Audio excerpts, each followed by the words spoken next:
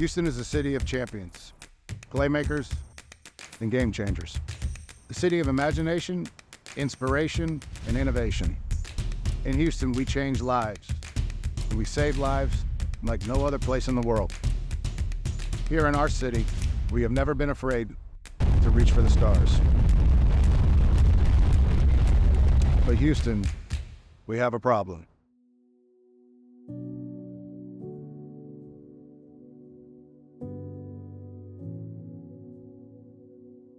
There's been so much abuse and neglect seen over the years. Back home, we didn't have strays.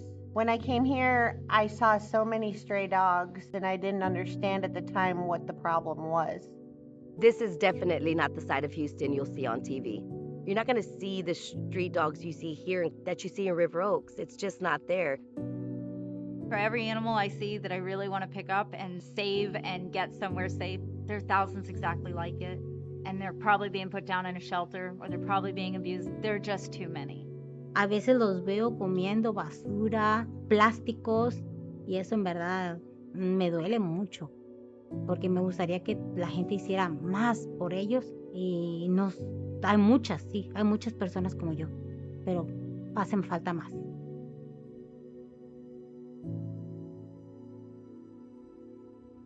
I truly, truly will put my life on the line for animals.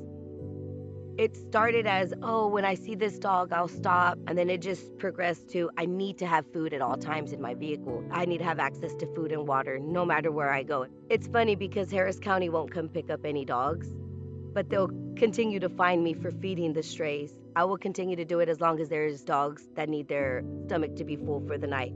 If I could even offer that to them, it's worth it. Sometimes it's a burden that I don't want. Some days it's a lot. We've had the opportunity to move away from here, and I refuse to move away from Cloverleaf until I make a difference here.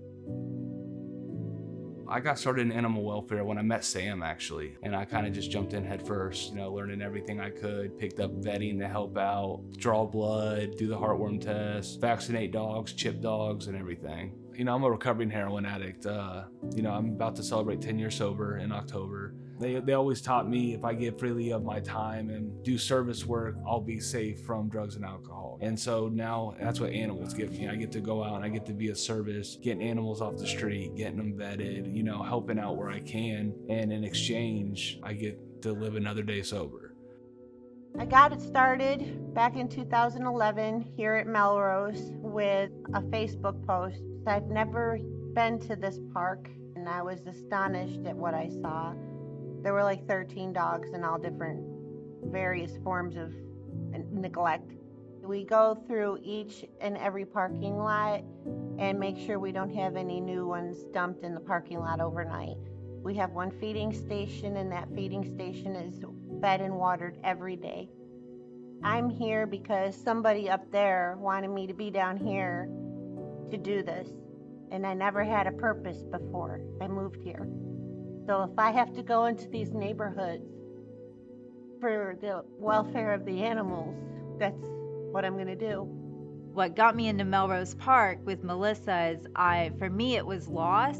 I had to put down my lab, really suddenly. I couldn't save the one that really mattered, so I was going to find everything else and save that, and that's how I wound up at Melrose Park. It's been really, really hot, so I suspect that there's stuff here that we're not seeing. It's taking cover, but we did find a lot of dead dogs, which is pretty common. For years in Melrose, I would carry a shovel for any animals I found dead or dumped, just because I felt like a little bit of dignity. I know in the end, it really didn't matter to the animal that was already dead and gone, but for me, it made me feel better. They had been dumped like trash. I didn't want to leave them like trash.